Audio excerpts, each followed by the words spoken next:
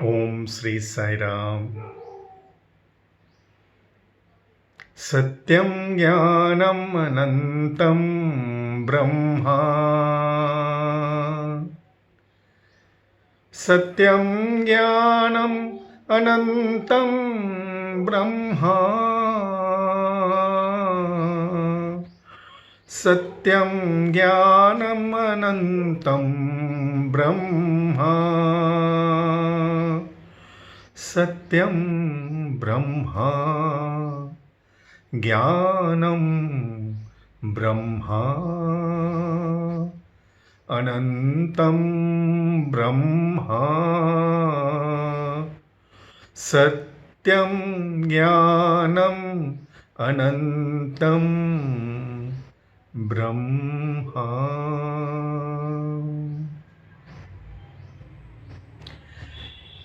Om Sri Sai Ram.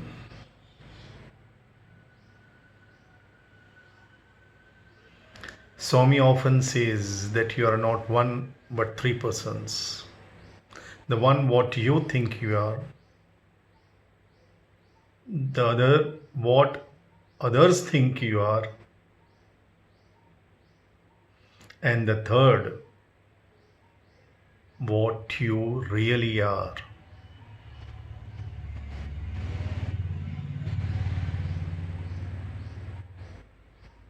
Our modern education system has programmed our minds in such a fashion that all our energies are utilized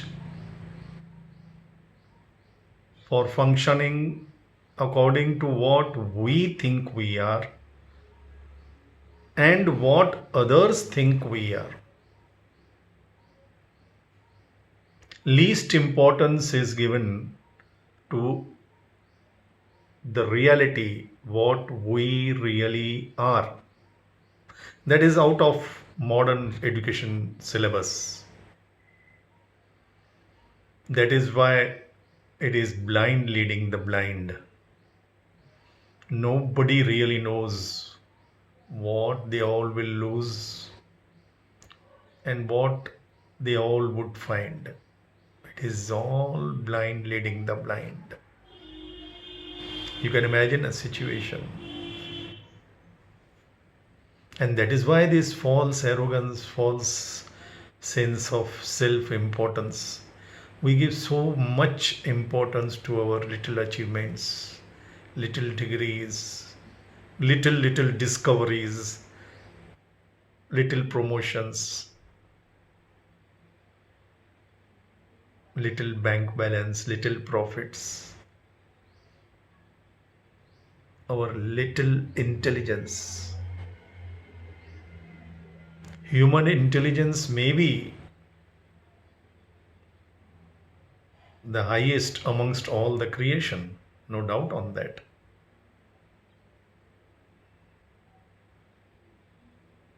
But it is potentially highest. It is like every seed is potentially a fruit or a flower. But we cannot offer a seed to God or even consume that seed to be our nourishment. It has to blossom. And the quality of the seed and ripening of the fruit, blossoming of the flower, they decide their value, their nourishment value, their market value even.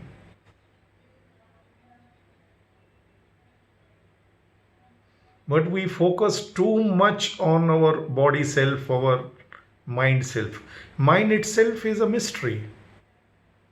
If nobody has seen God, then nobody has seen mind also as well. But we play our entire life going around this mind, monkey mind.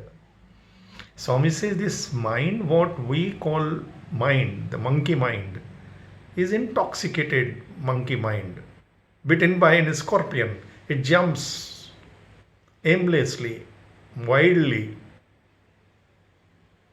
from one place to another place, from one thought to another thought, from one desire to another desire. And all its decisions are intoxicated decisions. intoxicated by aham akara. Ahankara is nothing but aham akara, the body consciousness that I am this akar. This is ahamkara. We think too much. We take ourselves too seriously.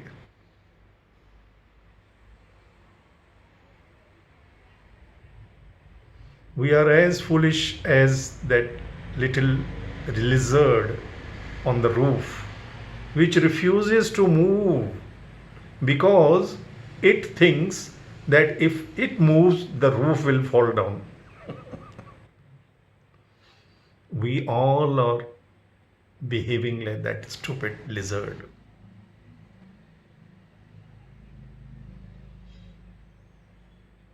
Nothing can ever happen without His intent will.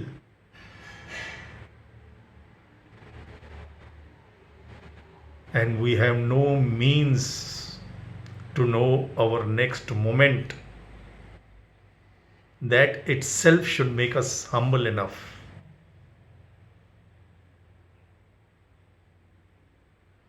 Nowadays, there is a fad, a latest fashion amongst youngsters, so called highly educated gurus, scholars,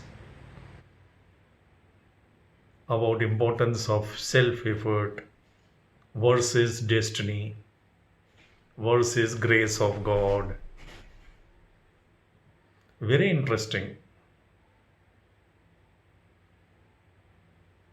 No one should undermine the value, the worth, and necessity of self-effort.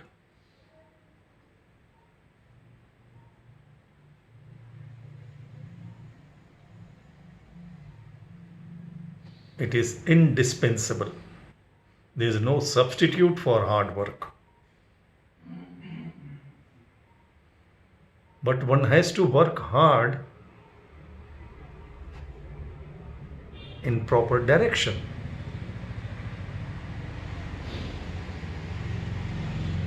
With proper understanding, with awareness. If I work hard pushing this wall all day, my self-effort is not going to yield any results. I'll be spending my force, which will ultimately will lead to zero results because the wall does not move any distance. It is zero distance. So output is zero. Though I may claim that I have put all the efforts, but I should know how to hit the wall, with what to hit the wall. I should know my limits. I should know wall's strength as well. That is common sense. We can't give too much importance to our effort. Yes, our effort only proves our intentions that we are seriously interested. God says, you do your best, I will do the rest. He could do everything himself. When Krishna was guiding Arjuna, the night prior to his hitting the rotating fish in the eye, looking at the image in the water on the ground, he was giving him every detailed directions, how to look, how to have what posture, with what force to put the arrow, everything in details, like an expert archman. Arjuna himself was world-renowned archman himself. Yet Krishna was giving him every detail, what to do, how to do, everything. And Arjuna was listening respectfully. And he was actually surprised that Krishna knows more than him. He thought that Krishna is just a cowboy, his friend, his cousin. And he revealed his knowledge, the profound knowledge, even how to take the bow and arrow in what direction, with what force, everything in details. It is how Swami used to guide the architects and the doctors and the surgeons when they used to go for operation or construction. They would be shocked at his omnipresence and omniscience.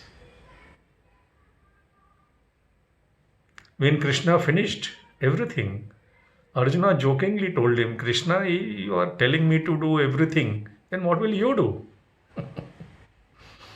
You are asking me with every details, giving me directions. What will you do then if I had to do everything on my own? Krishna said, Arjuna, what I will do, you cannot do.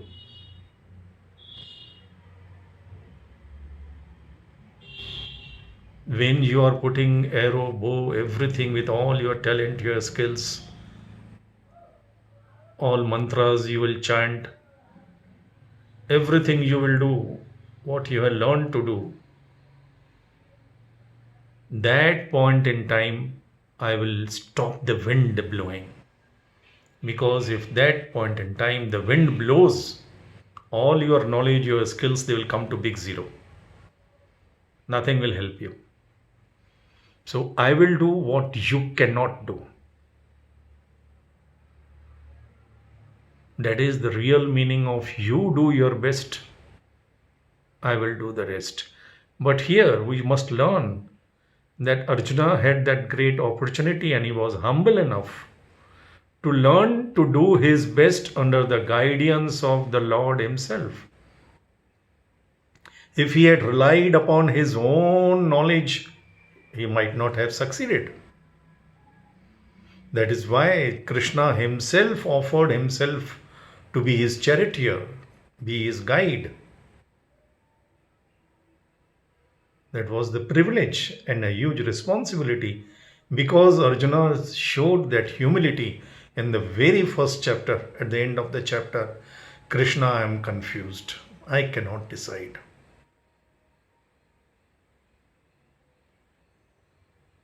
We are always functioning in that dim light effect. That is why our minds are always confused. We think that we know. No ways. We cannot. How can you function in dim light or in darkness? I often told a very common sense story. If after coming down from your house in the garage, you try to open your car and suddenly you remember you forgot to take the keys which you have kept in your cupboard, in your drawer. And if that point in time at night, if the current goes off and if it is pitch darkness, in that darkness, if you try to enter your own house, climb your own staircases, reach to your own bedroom, your own cupboard, your own drawer to take your keys, you'll stumble upon so many objects. And you may still not reach it. You may go in some other direction. But if that very moment the light comes, then it is just 1 minute. You can tell even a small kid, go and get my keys from my drawer. Enough. That is why Prajnanam Brahma, awareness is God. And what is awareness? Awareness is light of love, light of God, light of Atma. Today we are functioning under the light of our mind. Dim light, sometimes zero light, sometimes no light. Because that is the limitations of our mind. Unless it is connected with the source, our mind cannot give enough awareness. We cannot see beyond even next moment. How can we plan our future? Even if we win, it will be only a fluke.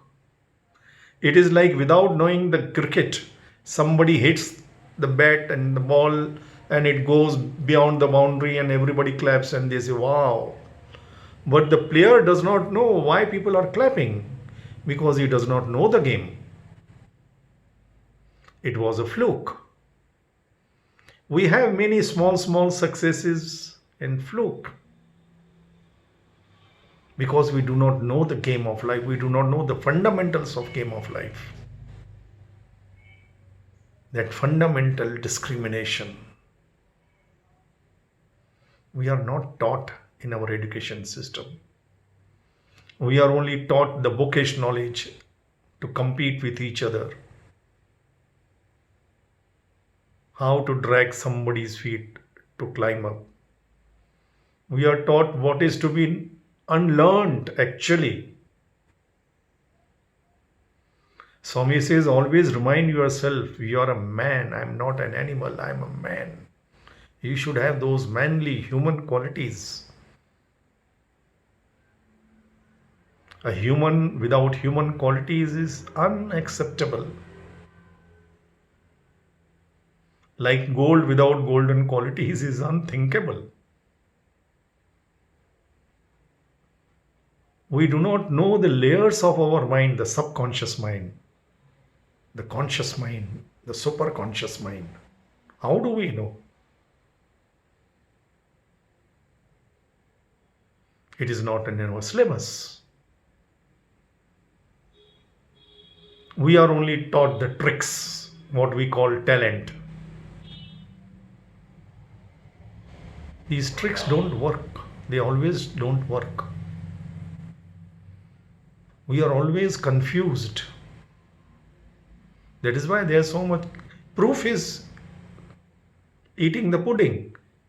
Look around. There is confusion all around, chaos all around. Because human mind has no clarity. Human mind has no awareness. Everybody is working in the darkness or dim light. And that awareness can come only when we are connected with the source, with our own source. We don't have to borrow anything from any person. God is neither distinct nor distant from us. God is our own true reality, the highest reality. Our body self, our mind self, our intellectual self, emotional self, and our God self.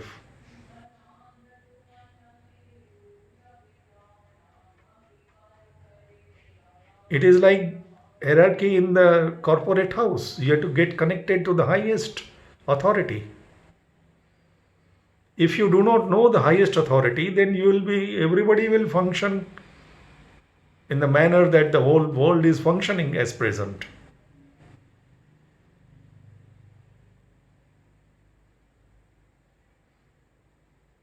So we have just imagine all the performers coming to perform. If everybody acts and delivers according to his own intelligence, his own mind likes and dislikes, what would happen to the play?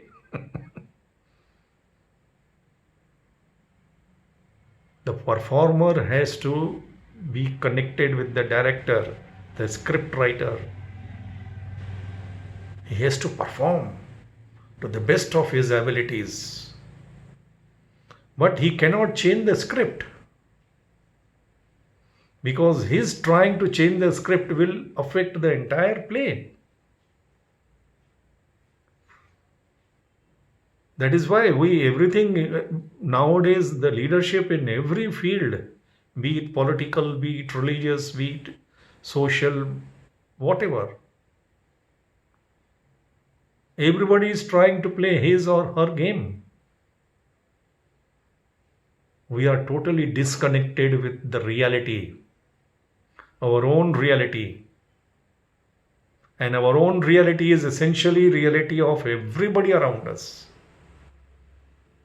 We all are essentially divine, essentially and equally divine. But we have to perform different role plays according to the assignment given to us. And for that assignment of playing that particular role. Each one of you is given a particular body, particular mind, particular intelligence and emotions, everything. He decides, he provides. Perform we must. And once we know this truth and act according to that truth, our performance will be excellent. Then we need not compete with anybody else. We will always compete with our own previous performance. Try to better ourselves. Then there will be no quarrels, nothing. Why? God did not create this world for quarreling. No father will have family with that thought that let my children grow up and quarrel with each other. Stupidity. Because we are refusing. They say wise people learn from others' experience. The average ones learn from their own mistakes. But fools refuse to learn. Fools refuse to learn. We see so many happenings around us in our own lives, yet we refuse to open the eyes. We want to play our game, our mind game. It is not that we are playing, mind is playing with us. Mind is the best servant and the worst master.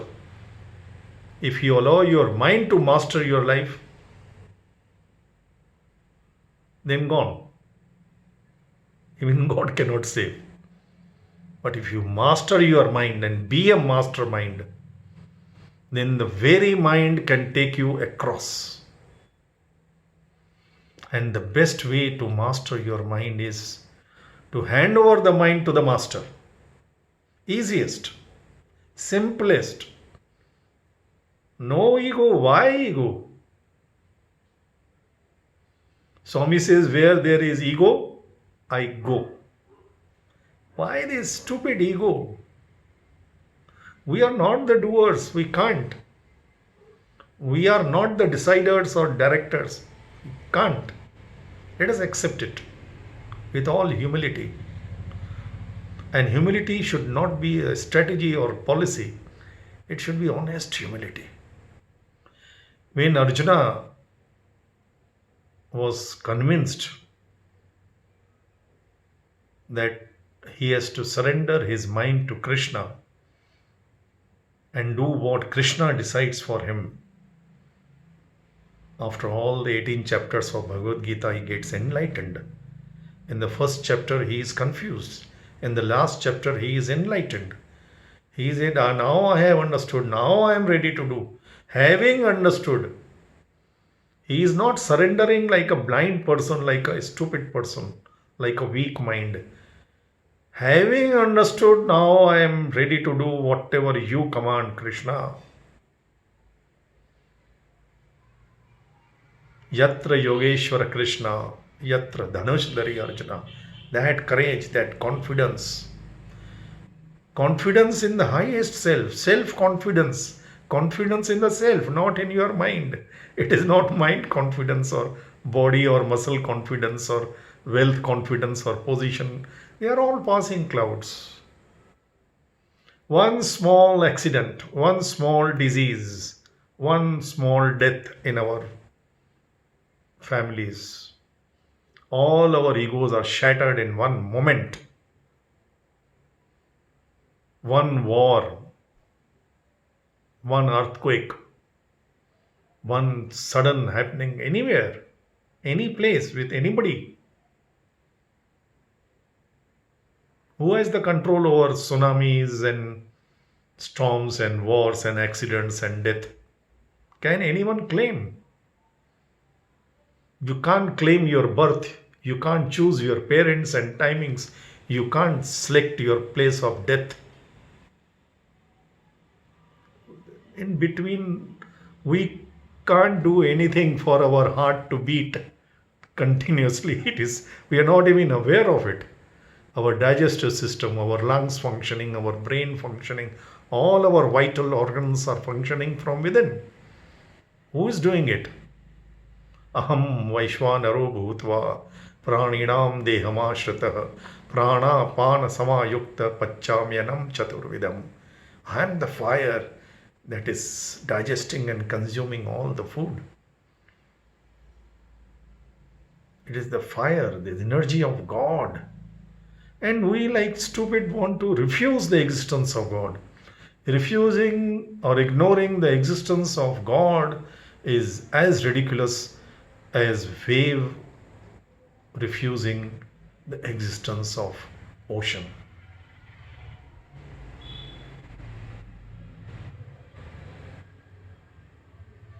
Ocean is the very basis of existence of the wave. And the wave daring to refuse the existence of ocean.